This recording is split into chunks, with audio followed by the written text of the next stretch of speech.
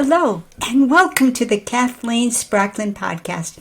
I am a woman on a mission to gather a cadre of writers, thinkers, and teachers who are transforming the world, one character at a time. And it all starts with one thing, a deep understanding of human motivation, why people do what they do, and the forces that drive them. To gain that understanding, I am mining the intersection of psychology, theology, and philosophy to make you a better writer. This is episode 124, the Zettelkasten, Beyond the Bounds of a Topic, Part 2. Maddie, this one is for you.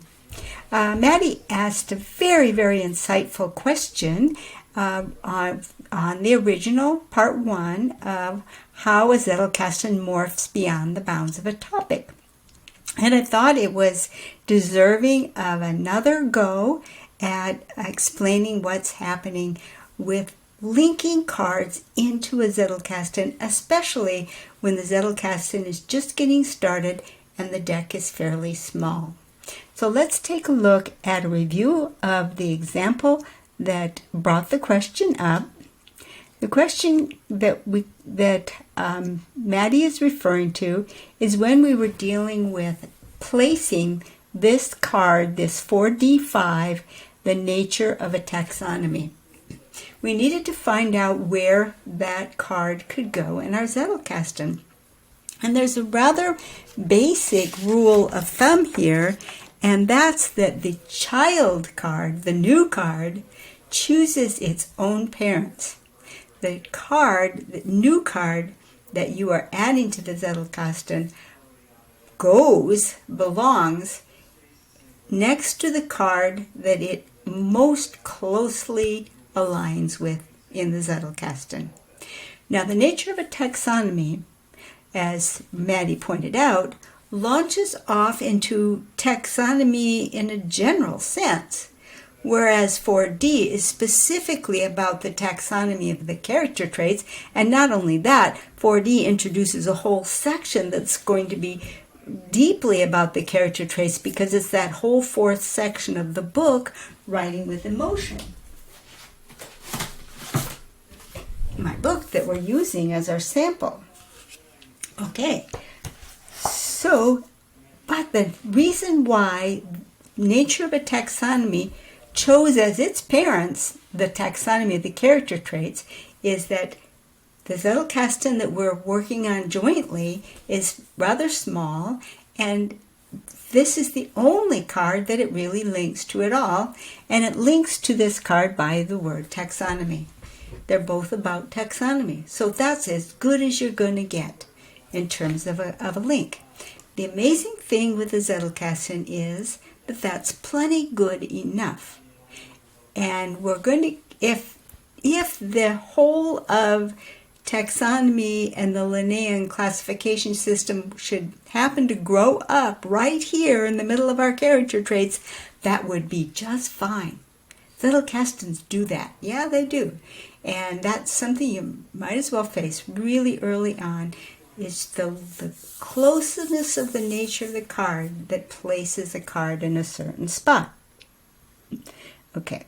Now, if, however, we had a card that was just out of the blue different.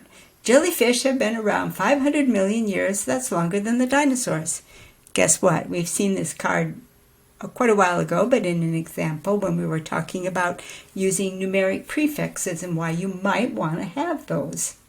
Well, right now we're playing with a system that doesn't use them.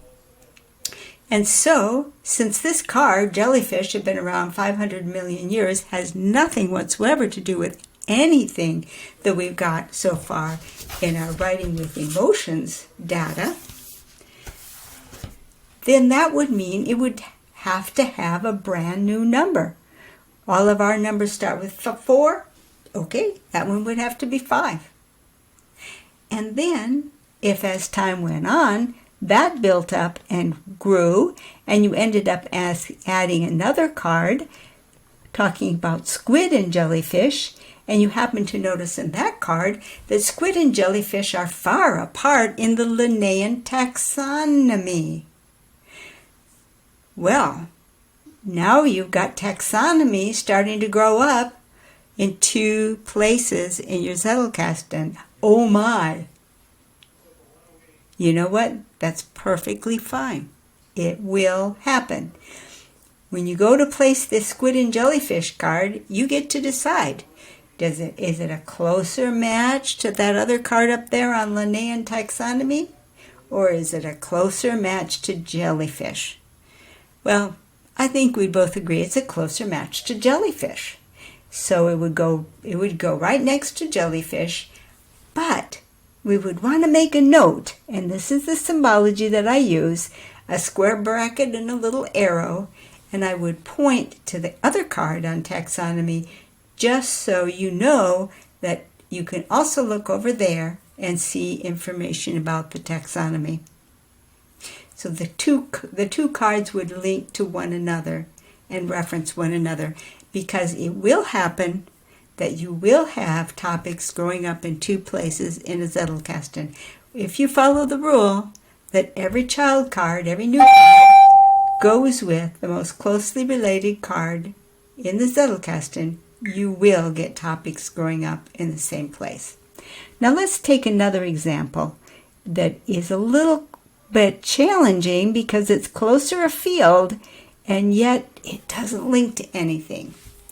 At one point in time, I was working with a book by Lisa Feldman Barrett, How Emotions Are Made. And with Lisa's book, with Dr. Barrett's book, one of her scenarios that she set up, and this is just a fragment of a card, she set up a scenario which might produce the emotion of anger. It was in response to a situation that seemed very unjust. And so my heading to the card would be anger as a response to injustice, and the card went on. This is just a fraction of what would be there. So now where would this get placed? Anger, injustice, these feel like they're going to be part of character traits, and we're quite sure that before we're done with our Zettelkasting of this book, we're definitely going to have something to link it to. But right now we don't have anything to link it to. You're not going to put it with a jellyfish. And oh no, I don't want to make it 6 and start a whole new section. What do I do? Well, there is an answer for that, and it's a mechanism called an XREF. Let me show you. An XREF, which is short for external reference, is an index entry.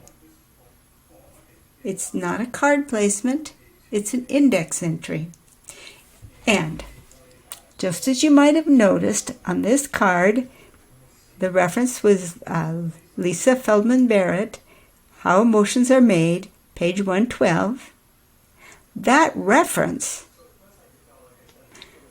ends up being made an index entry under the letters of the alphabet that pertain. In this case, this is an example of where I'd file the A word for anger as a response to injustice. It would go into my A index. These are a couple of entries that might already be in my A index. Here's my new entry. Instead of being a card number, it's giving me the reference number. That's why it's called a ref, XREF. And it's external to my main cards. It's not a card in my main box. Where does that card go then? This card, this new card that we made the card for it, but then we couldn't find any good place for it to go right now, although we just are fairly sure we're going to have a spot for it. This card gets filed in with the bib card. And why? Because our index will tell us where to go find it. You'll find it right there in with the bib card. And then when we are ready for it and we're finding something else on anger or injustice, we'll spot this card and we'll say, wow, this belongs right here. And we'll go fetch it out of its temporary home in the big box. We'll erase this entry, which I usually write in pencil, and we'll put in its place the actual card address of where it now has a home. So, Maddie, I hope that answered your question. It did give me a chance to also introduce the concept of an XREF. I hope I haven't just made things more confusing, but if I have, ask another question and we'll keep at it until the whole thing becomes clear. So thank you so much. Good night. Oh, and by the way, before I let you go, I should let you know one quick thing, and that is that all of these podcasts are being gathered up in lilypub.org. We have a Zettelkasten circle there, and they're being organized as a tutorial. And so when you get over there in lilypub.org, the part 1 and part 2 will be right next to each other in the tutorial. And you'll be able to see all of the other podcasts that pertain to Zettelkasten in an organized manner based on main cards or index or bib cards or whatever the tutorials are about, so that you can check off your learning as you go, and so you can see all of the tutorials in one place. So hop on over to lilypub.org if you are serious about the Zettelkasten. We also have a nice discussion forum going over there. So thank you. Bye-bye.